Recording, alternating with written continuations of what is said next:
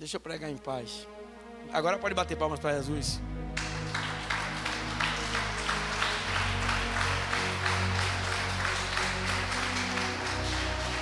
Rapaz, eu aprendi uma coisa. Se tem uma coisa que eu sou nojento, é com isso aqui, ó. Com as coisas de Deus, eu sou nojento, velho. É mesmo. Sabe por quê? Neguinho respeita traficante, respeita os caras da Rondesp, respeita um assassino. Quem era maluco de tirar aquele serial killer que matou 100 pessoas?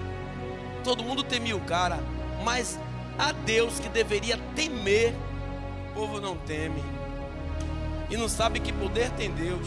Ele bota lepra em você, Ele põe você cego, Ele põe você aleijado, Ele te mata e além de tudo Ele ainda te lança para o inferno.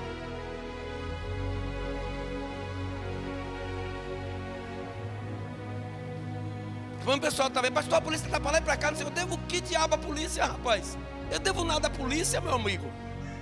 O menino vai passar 100 vezes aí, eu devo nada à polícia, meu amigo. Aqui eu devo estar lá em cima, não tenho medo de macumbeiro, pode botar macumba aí, quantas vezes vocês quiserem, se tiver algum macumbeiro aqui. Quanto mais de polícia, devo nada a esses caras, meu amigo, eu devo a Jesus. O apóstolo Paulo falava que para ele morrer com Cristo era lucro. Amém? Sabe o que é uma palavra conhecida na Bíblia como reverência? Ela é o mesmo que respeito à palavra de Deus ou à presença de Deus. Amém? João capítulo 6. Vamos esquecer esse episódio lamentável na noite de hoje, que é uma noite tão alegre que Deus propôs em meu coração. Depois disso, partiu Jesus da Galileia, que é o de Tiberíades, e grande multidão seguia porque via os sinais que operava sobre os enfermos. E Jesus subiu ao monte e assentou-se ali com seus discípulos, e a Páscoa, a festa dos judeus, estava próxima. Então Jesus, levantando os olhos e vendo que uma grande multidão vinha ter com ele, disse a Felipe: onde compraremos pão para estes comerem? Mas dizia isso para o experimentar, porque ele bem sabia o que havia de fazer. Felipe respondeu-lhes: 200 dinheiros de pão não lhes bastarão para que cada um deles tome um pouco. E um dos seus discípulos, André, irmão de Simão, Pedro, disse-lhe: está aqui um rapaz que tem 5 pães de cevada e 2 peixinhos. Mas o que é isso para tantos? E disse Jesus: mandai assentar os homens. E havia muita relva naquele lugar. Assentaram-se, pois, os homens, e o número de quase 5.000. E Jesus tomou os pães e, havendo dado graças, repartiu-os pelos discípulos, e os discípulos que estavam assentados, igualmente também os peixes, quando eles queriam. E quando estavam saciados, disse aos seus discípulos: recolhei os pedaços que sobraram, para que nada se perca. Recolheram-nos, pois, e encheram 12 cestos de pedaços dos 5 pães de cevadas que sobrevejaram aos que haviam comido. Vendo, pois, aqueles homens o milagre que Jesus tinha feito, diziam: este é verdadeiramente o profeta que devia vir ao mundo.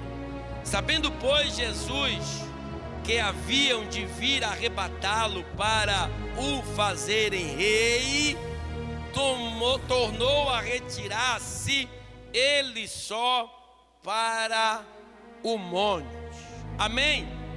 Agora olha para cá, deixa a Bíblia aberta, que nós vamos pregar em cima do tema, mas eu quero trazer algumas explicações em nome de Jesus. Vocês que estão aqui pela primeira vez, não me tomem como ignorante ou mal educado.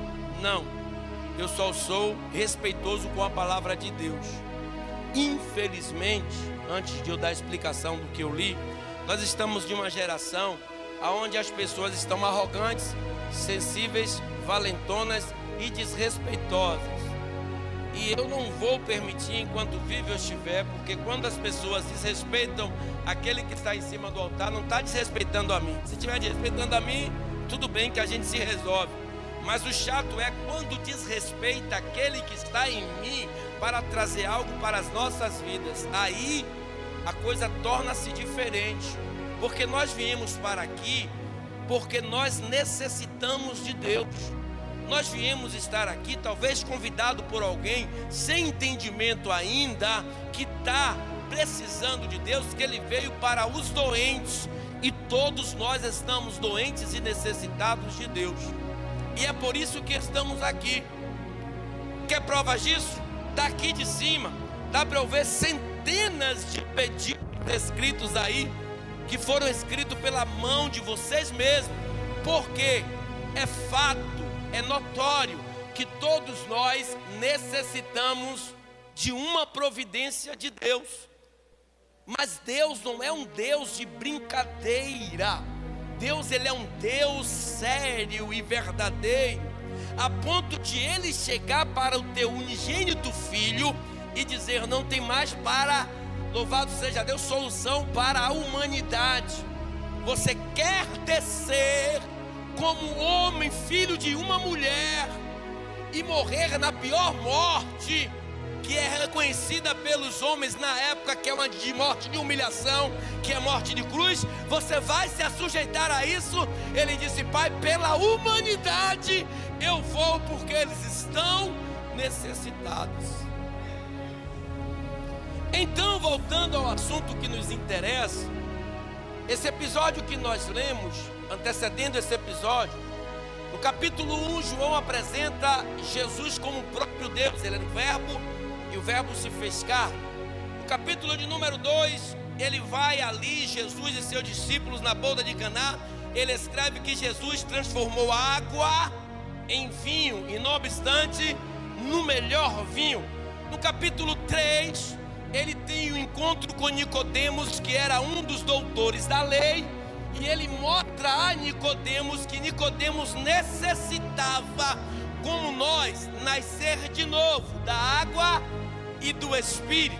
No capítulo 4, ele tem encontro com a samaritana, porque os judeus não se davam com os samaritanos, porque os judeus achavam que o Deus era só dos judeus, já os samaritanos achavam que o Deus deles era um bezerro de ouro. Nesse mesmo capítulo 4, a Bíblia vai dizer que ele curou o filho de um centurião. E no capítulo 5, nós vimos e fizemos aqui prova disso, a cura de um homem com 38 anos, de uma enfermidade da qual ele nem da cama saía, e tinha um costume judaico naquela época, que tinha um tanque conhecido como Casa de Misericórdia, ou tanque de Betesda, que o primeiro doente, cego, mudo, surdo, aleijado, que chegasse na água, quando a água se balançasse, que segundo a visão deles, não era o vento que balançava a água, mas sim um anjo que movia, o primeiro que nela caísse, ficava curado de qualquer enfermidade. E Jesus vai ali, sem precisar mover as águas, para próximo aquele homem, pergunta a ele: queres ficação? Ele: não tem ninguém que me lance na água quando ela é balançada pelo anjo. Aí eu vou parafrasear: não foi essa pergunta que eu te fiz, eu vou reformular a pergunta. Está aqui aquele que não precisa de movimentar a água para fazer o milagre acontecer. Então pega a tua cama, levanta e anda.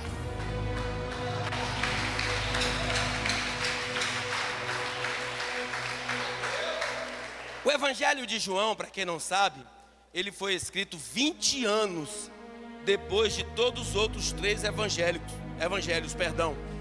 Mateus, Marcos e Lucas, que são conhecidos como evangelhos sinópticos, que têm a mesma visão, ou seja, Haja visto que o Evangelho de João, ele só contém 7 milagres de Jesus e não mais.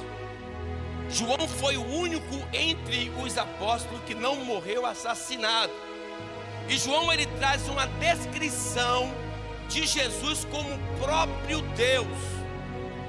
Você vai ver lá no Evangelho de João, Jesus falando como o próprio Deus falou a Moisés: eu sou.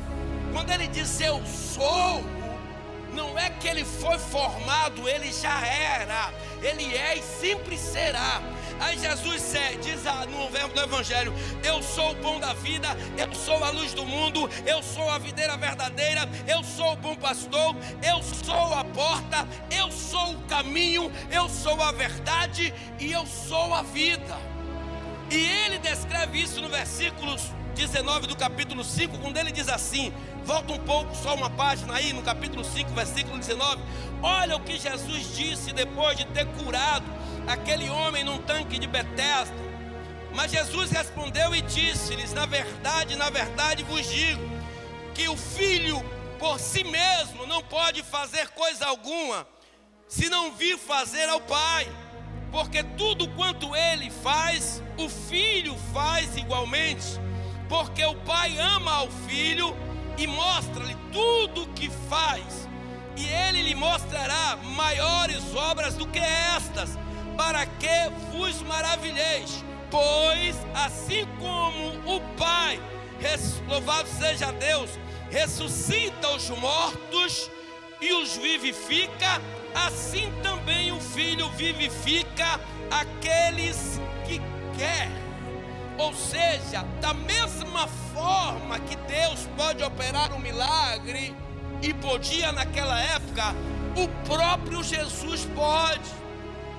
Quando eu estudei e aprendi sobre isso, e nós erroneamente chamamos o Pai, o Filho e o Espírito Santo de Trindade, nós temos a ideia que é 3 em 1, o Pai, o Filho e o Espírito Santo, mas a palavra certa é triúnico ou triunidade, porque ele, o Pai e o Espírito Santo, quando eu falo ele, eu estou falando de Jesus, é um só. E o próprio Deus desceu na terra para que houvesse em mim e em você libertação de coisas que acontecem em nossas vidas no cotidiano. E não obstante a isso, o trabalho crucial dele é levar a minha e a tua alma aos céus. E o tema dessa pregação hoje é: Jesus, ele quer te abençoar. Amém? Diga para o irmão que está do teu lado, diga com amor, diga: Jesus, ele quer te abençoar.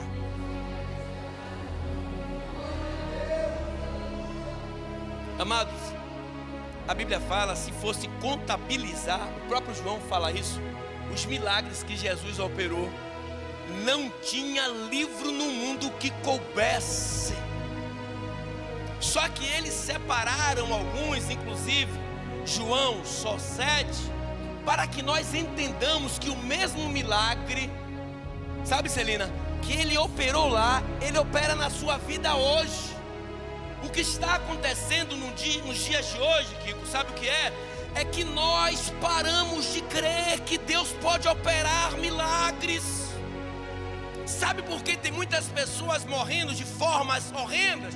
Porque nós paramos de exercer a nossa fé. A Bíblia fala que a fé, ela tem poder de transportar montes. Eu me lembro de um acontecido em 1980 e pouco, não me lembro, isso é fato real, foi noticiado, e uma pequena família migrou do seu estado e foi morar em um outro estado, e nesse local estava o tempo seco, não estava chovendo, é como se fosse o verão aqui na Bahia, época de dezembro até janeiro. E esta família chegou lá, e lá neste local, neste vilarejo, bem antes dessa data que eu falei, me perdoe, não havia igrejas evangélicas. E os mangangões de lá desse lugar não aceitavam a palavra de Jesus dita neste lugar, ou pregoada neste lugar. E esse homem, ele já foi para lá transformado pelo Espírito Santo, porque nele, em nome de Jesus, já estava a responsabilidade de pastor. E o que foi que ele fez? Ele começou a pregar a palavra e fez um lugarzinho de tábua e começou a reunir algumas pessoas, assim como Paulo quando viajava e abria igreja em alguns lugares, em Tessalônica, em Filipos, em Coríntios, em Gálatas, nos lugares. Assim esse homem fez. Era ele, a mulher e os 2 filhos.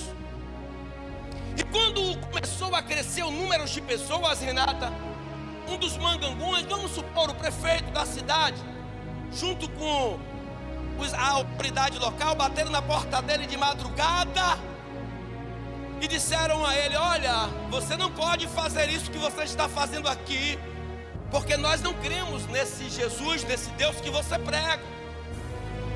Nós aqui já temos nossa religião, nós vivemos aqui conforme as nossas normas e métodos e não aceitamos isso aqui. Ele: rapaz, mas eu prego um Cristo vivo, ressurreto. E o lugar era montanhoso, igual o lugar que essa mulher morreu aí, cheio de montanha. Aí um gaiato, um ousado, um atrevido, falou a ele: tá bom, na porta da casa dele: você está vendo aquele monte ali? Se amanhã de manhã aquele monte, ele correr alguns grauzinhos de onde ele está, você continua. Se não, além de você não pregar, vai você e sua família expulsa daqui desta cidade. Ele falou: tá certo. E fechou a porta da casa. A mulher: você está maluco? Os filhos começaram a chorar. Ele pegou e foi orar. Eu estou falando do poder que contém na sua oração. Ele começou a orar.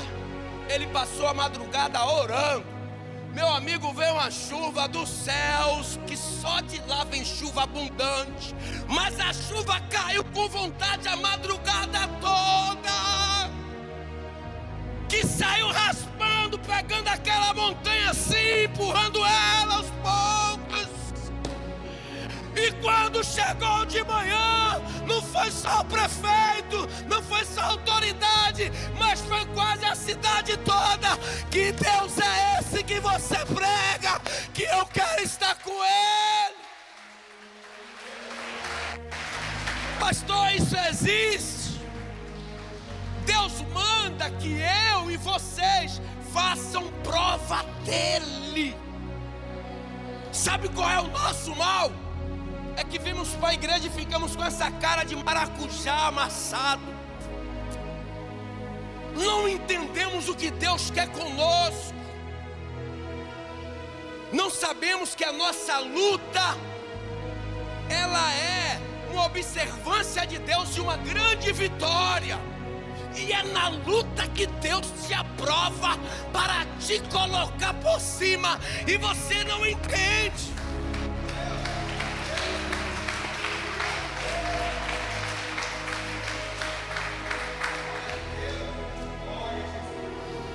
E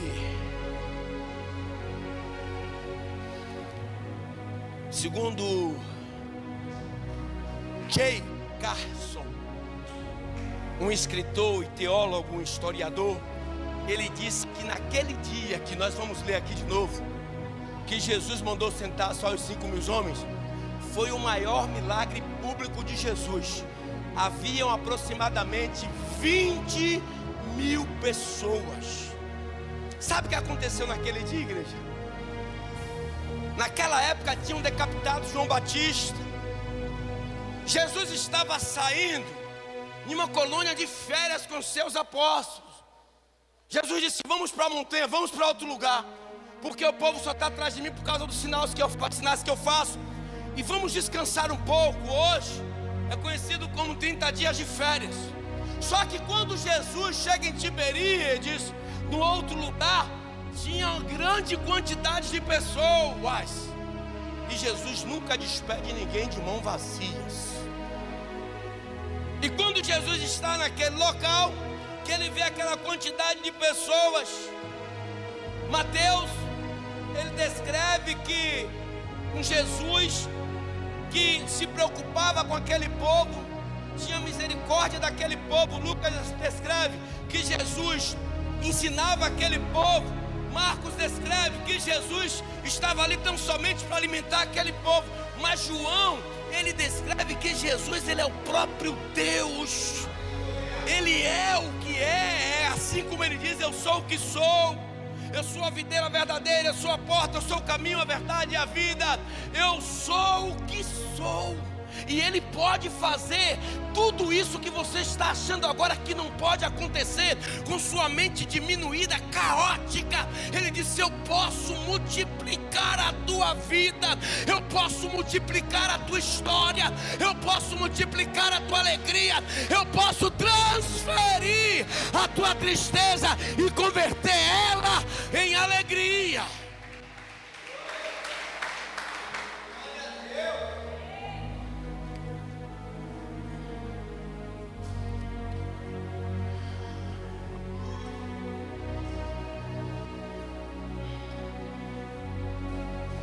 Pega aí comigo agora do versículo 5.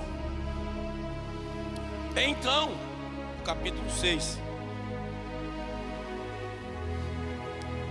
Então, Jesus, levantando os olhos e vendo que uma grande multidão vinha ter com ele, disse a Felipe: onde compraremos pão para tantas pessoas comerem? Era uma pergunta retórica, porque ele sabia a resposta. Jesus está te provando nesta noite. Talvez você venha para aqui e diga assim: quem vai resolver o meu problema? Talvez as portas se fecharam, talvez o banco não liberou empréstimo, talvez o filho, quanto mais você ore, namorado, marido, seja o que for, está mais nas drogas, ainda está mais encurralado ainda. Talvez aquela doença que está em você, em vez de ela estar tendo um avanço, ela está se agravando, ou melhor dizendo, na cura, ela está se agravando mais ainda. Então o que é que eu quero dizer? Se você veio aqui, Ele não vai te liberar com as mãos vazias. Ele estava perguntando retoricamente, porque Ele já sabia a resposta. E quando Ele faz essa pergunta, e a Bíblia vai dizer no versículo 6, mas dizia isso para experimentar, porque ele bem sabia o que havia de fazer. Jesus está te experimentando essa noite, porque Ele já sabe o que vai fazer na sua vida. Agora depende de você dar o primeiro passo. Eu digo aqui direto e vou repetir, eu aprendi isso, não foi com teólogo nenhum, não foi com professor nenhum, eu aprendi lendo a Bíblia, que depois que nós fazemos aliança com Cristo, não existe mais livre-arbítrio sobre nossas vidas. Livre-arbítrio é sinônimo de escravidão, porque quando você tem um livre-arbítrio, você tem o direito de fazer o que você quiser.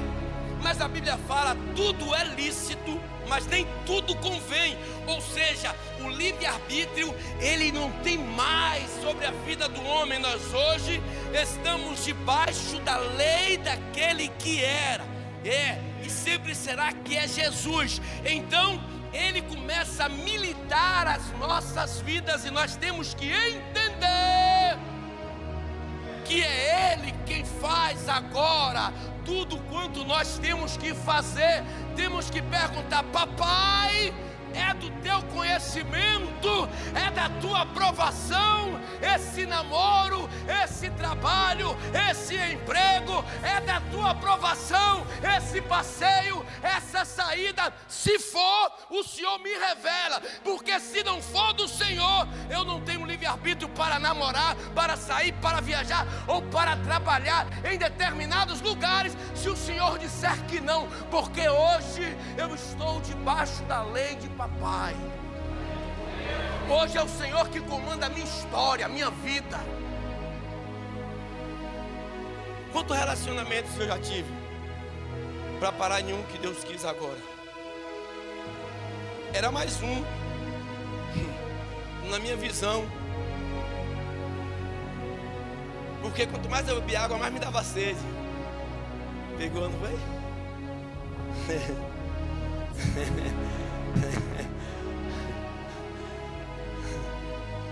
Eu não era flor que se cheirasse, não. Na idade desse menino aí, né? A carinha dele, ó, de Vinícius, quantos anos tem, menino? Ele já tinha 5 namoradas, cada um no bairro diferente. Eu era terrível. Então pensei que era mais uma. Só que Deus disse: venha, dessa vez é diferente. Dessa vez a minha serva orou. Dessa vez tu vai vir como um garrotinho, otário. Eu estou aqui com um laço preparado para você. E eu meti a cabeça, fui de vez e disse: mais uma, papai. Ela estava lambendo os beijos, preparando o garfo e a faca. Aí ele me deu uma rasteira. Lapo. Quando eu caí nos braços de papai. Ele disse: agora sou eu que te carrego. Agora você não anda mais com tuas pernas, porque quem te guia sou eu. Aí daí pra frente, quando eu fui conhecendo Jesus, sabe, bênção? Eu comecei a entender. E entenda isso e tome posse disso que eu vou falar agora, Renato. Você determina o seu milagre. Você determina a sua vitória, porque sobre você Ele dá legalidades. Pastor, como? Ele disse que a sua palavra, ela tem poder. Ela diz que a oração de um justo, ela surte em seus efeitos. Pastor, e por que não acontece? Falta de fé. Ora, mas não acredita. Fala, mas não se põe na dispensação do Espírito Santo. O Senhor mandou, é o Senhor que vai guerrear a minha história. Então você, sabe, Zal, mulher, é que determina a sua vitória. Tudo que você quiser, se você pedir em nome de Jesus, Papai do céu concede. Quem falou isso foi Ele mesmo, não sou eu. Então quando Ele faz aquilo ali, Ele está olhando para os discípulos, porque Vinícius naquela época, ele foi descansar. Ele estava com a cabeça um pouco meio que cheia. Seu primo tinha morrido, decapitado por Herodes. Ele disse: eu vou dar um descanso a vocês e a mim também. Só que ele veio para isso. Quando ele chega ao outro lado, diz que uma grande multidão o esperava. Eram aproximadamente 17 horas quando esta conversa tomou seu curso. E agora? Jesus fala: o que é que nós faremos para alimentar essa quantidade de pessoas? Não tinha armazém por perto, não tinha venda por perto, não tinha mercado na época, não tinha como comprar pão. 200 dinheiro era dinheiro era um dia de trabalho de um trabalhador. Ou seja, aquele dinheiro que ele estava falando, 200 dinheiro era 200 dias de um trabalho ou de um trabalhador. Mas aí ele dizia: agora, o que nós faremos? Ele falou para experimentar. E no versículo, louvado seja Deus, 7, Filipe dizendo assim: respondeu-lhe Filipe: 200 dinheiro de pão não lhes bastarão para que cada um deles tome um pouco. Ou seja, aí dá-se a entender que realmente tinha 20 mil pessoas, porque era 200 dias de um trabalho de um trabalhador. Aí ele diz: não dá. No versículo 8: e um dos seus discípulos, André, irmão de Simão Pedro, disse-lhes: está aqui um rapaz que tem 5 pães de cevada e 2 peixinhos, mas que é isso para tanto? Quando ele fala a expressão peixinho, já viu aqueles peixinhos, quando aquele peixinho salgado? Pititinga. Era esse o peixe que tinha. Ele não usa a expressão peixe, ele usa peixinho. Então somente para dar sabor ao pão. Aí ele disse: basta, porque para Deus, o pouquinho que você tiver, Ele vai transformar em muito. Então, estava ali os 5 pães, cevada, estavam os 2 ou as 2 pititingas. Aí ele diz assim, vou repetir: e um dos seus discípulos, André, irmão de Simão Pedro, disse-lhe: está aqui um rapaz que tem 5 pães, cevada e 2 peixinhos, mas o que é isso para tantos? E Jesus disse: manda-se assentar os homens. Quando os homens se assentaram, aí Jesus viu a quantidade exata de pessoas, de crianças, de gestantes, de idosas, de enfermos. Aí ele disse assim: eu vou fazer conforme a necessidade de cada um. O que é que você está precisando de Deus? A bandeja já está posta. Começa a apresentar a Ele, que daqui a pouco Ele vai passar com a bandeja. E aquilo em que você está necessitando, Ele vai multiplicar e vai transformar no melhor. Mas só acontecerá se você crer. Não se você pegar porque o pastor está fazendo, porque as irmãs estão participando. Ei, eu não sei qual o motivo, razão, circunstância que tem feito você chorar às noites, que tem feito talvez você se entristecer, talvez você nem é um homem de oração, nem uma mulher de oração, mas você está necessitado. Ele não está aqui para te julgar nesta noite, porque se ele fosse julgar aquele povo naquele dia, talvez nem 200 daqueles homens, eu falo homens e mulheres, eram para ser alimentados com aquele peixe, mas ele nesta noite está aqui para fazer o melhor. Seja você cristão, seja você não cristão, seja você dependente, seja você não dependente, seja você doente, esteja sã, o que você veio buscar nessa noite, Ele disse que eu estou aqui para te dar.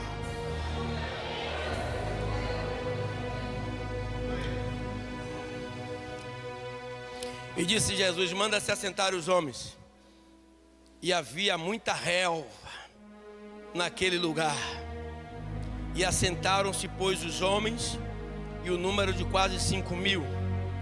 E Jesus tomou os pães, e havendo dado graças, o que nós vamos fazer daqui a pouco, partiu-os pelos discípulos, e os discípulos pelos que estavam assentados, e igualmente também os peixes, quanto eles queriam.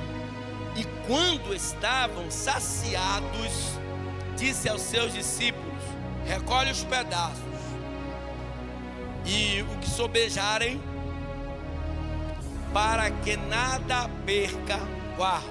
Recolheram-nos, pois, e encheram 12 cestos de pedaços dos 5 pães de cevadas que sobejaram aos que haviam comido.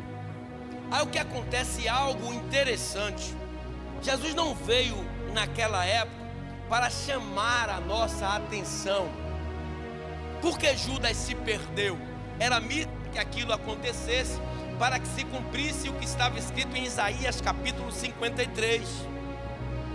Mas Judas se perdeu porque Judas, ele tinha na sua mente um Jesus desta forma. Olha o que aconteceu no versículo de número 14.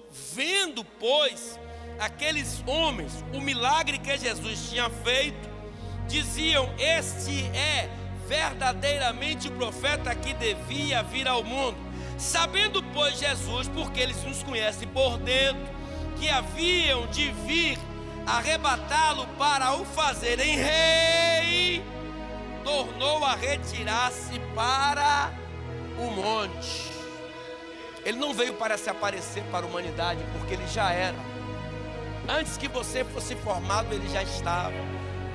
Então o que ele quer não é chamar a minha e a sua atenção de uma forma secular, para que você tão somente, nós vamos fazer daqui a pouco, né? Tudo direitinho, tá vendo aqui? Não vou pegar com minha mão e vou botar para a mão de cada um de vocês. Vocês vão se alimentar, e enquanto você estiver comendo, você vai apresentando a Deus a enfermidade, vai apresentando a Deus o problema na justiça, vai apresentando a Deus o problema com um parente seu, vai apresentando a Deus a tua necessidade, porque Ele vai te alimentar nesta noite naquilo em que você está necessitado.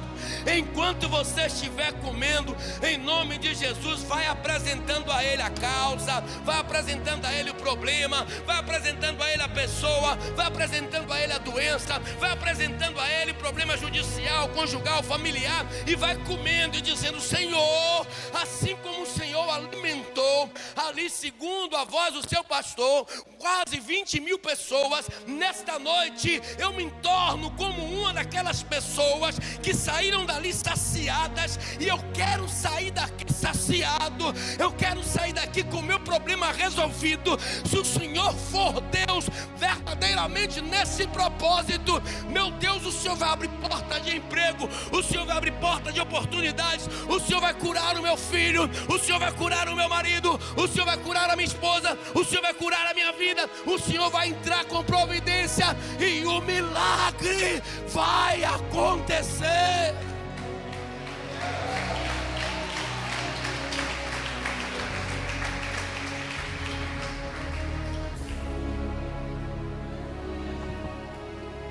Como eu falei, Mateus falou que ele curava, Lucas que ele ensinava, Marcos que ele era o bom pastor, Jesus, ele nunca nos despede com a mão vazia. Pastor, e por que o milagre não aconteceu ainda? É porque você ainda não se apresentou a Ele da forma que você é. Pastor, e que forma é? Necessitado. Quer que eu responda de uma forma mais plausível? É que você vem para a igreja e fica desapercebido. Entra o irmão no banheiro, você perde a visão da palavra, fica olhando. Se o irmão abrir a porta lá, você olha para trás. Se a irmã, se a missionária Paula levantar ali, vocês a olham. Perde a visão. Ou seja, aquele povo estava com fome. Jesus sabia, porque Ele conhece teu estômago. Ele sabia que estava todo mundo ali com fome. Aí os discípulos começaram: rapaz, sabe o que foi que os discípulos disseram a Jesus? Rapaz, despede esse povo logo, manda tudo embora, senão daqui a pouco vai ter um maior alvoroço. Como é que a gente vai alimentar esse povo? Jesus está aqui, quem pode alimentar quem tem fome. Está aqui quem pode matar a sede daquele que está necessitado. Então é hoje. Mas é com a forma, a igreja vem em nome de Jesus com definição para a igreja. A pastora fala assim a mim, né? Bem, quando você quer uma coisa, é ruim de tirar da sua cabeça, é porque eu consigo. Eu não paro no meio do caminho. Se eu quero, eu vou atrás, Moisés. Eu não vou no meio do caminho porque algo deu errado. Poxa, eu não queria ser pastor, sabe, Zal? Zal, vou usar ela hoje até umas horas. Quando eu não sei o nome da mulher, eu chamo ela pelo nome do marido. André, sabe, dona André? Quando eu comecei a conhecer Jesus e comecei a ver o que Ele pode fazer na minha vida, eu comecei a fazer prova dele nas coisas mais improváveis. E sempre quando a coisa vai que dá errado, aí é que eu insisto mesmo. Aí o diabo fica pé da vida comigo, porque o diabo, ele quer isso. Você chega lá, pôs o currículo, e de repente, quando você olha seu currículo não é aprovado, o de fulano foi aprovado, você começa a descrer. É porque Deus tem algo melhor para você e você não entende. Sabe o que foi que Satanás botou na cabeça de Jacó quando ele estava ali no lugar chamado Cidade das Luzes, quando ele estava dormindo?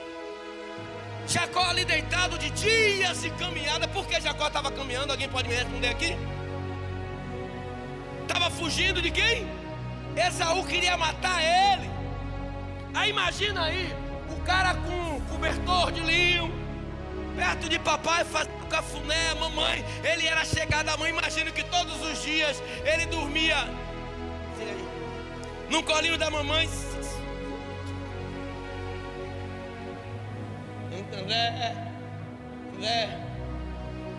E mamãe.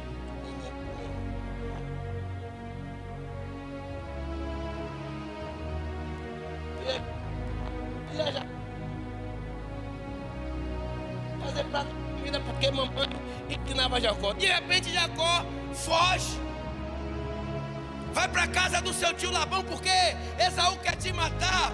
Aí ele pega uma pedra no deserto, no meio do caminho, de dia. Cabeludo, outro cabeludo ali, Paulo, seu xará lá, Rodrigo. Tem dois cabeludos aqui agora, Rodrigo e Paulo. Aí ele de dias de caminhada, um dia um sol escaldante, 40 graus centígrados, Rodrigo.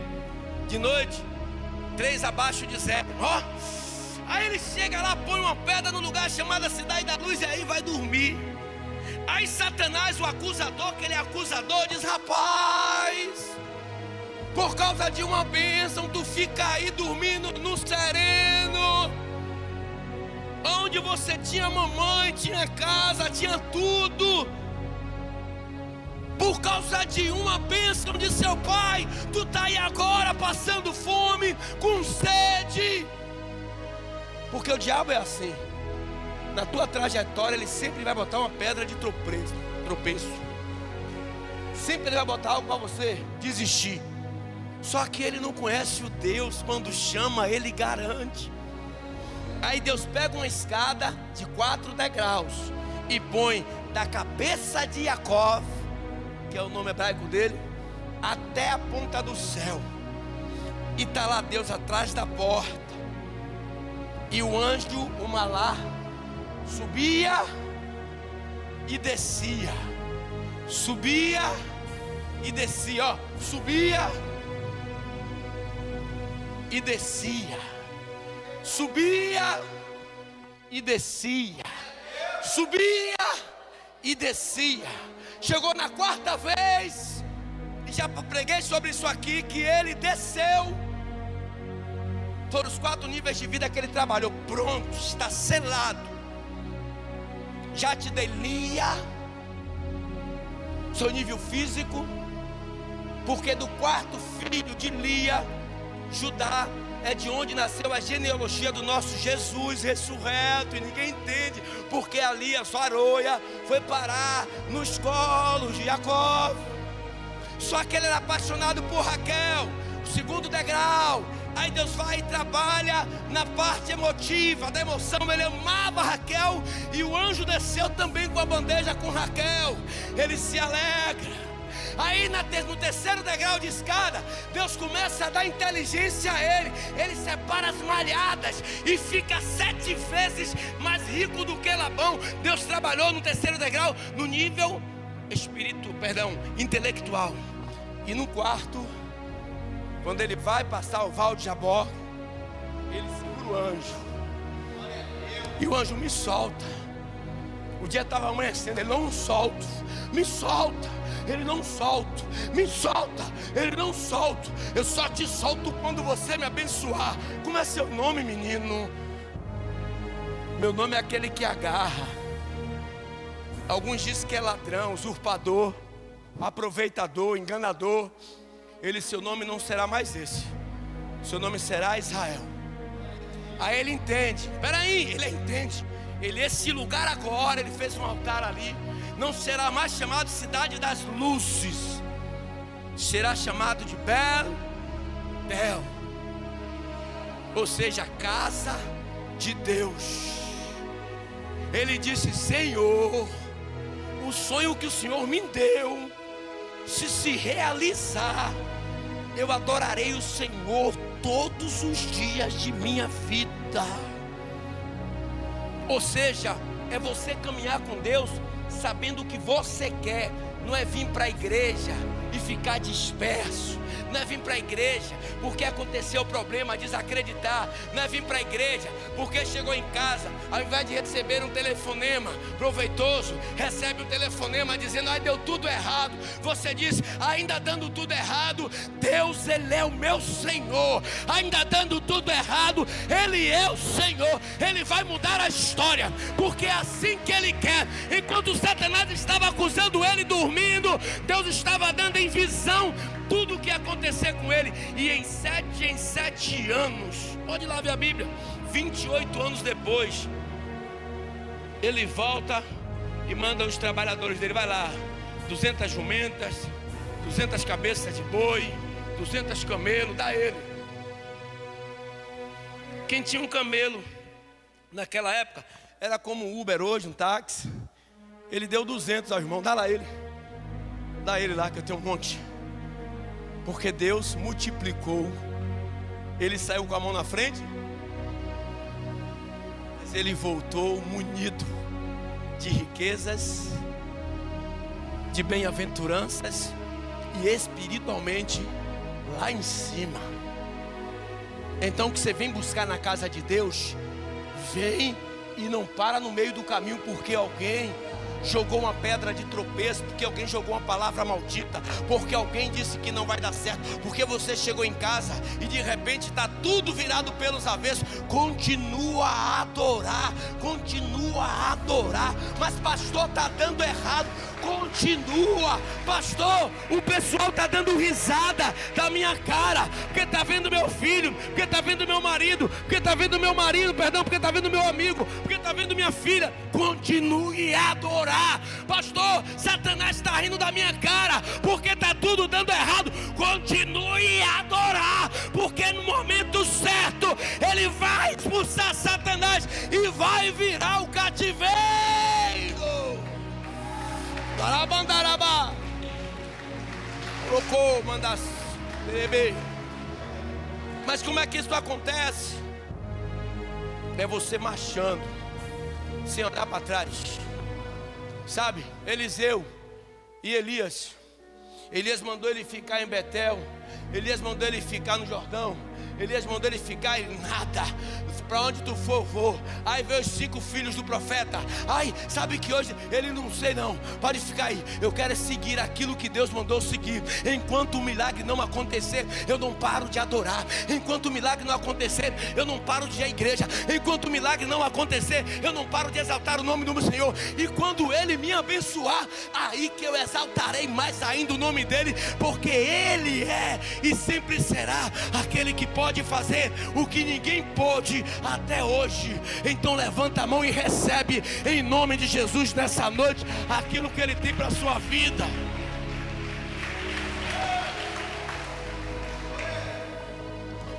Faz a fila, vem cá, pastora, vem cá. Ó, e eles mandaram fazer diferente. Levantam-se aqueles que querem receber algo da parte de Deus.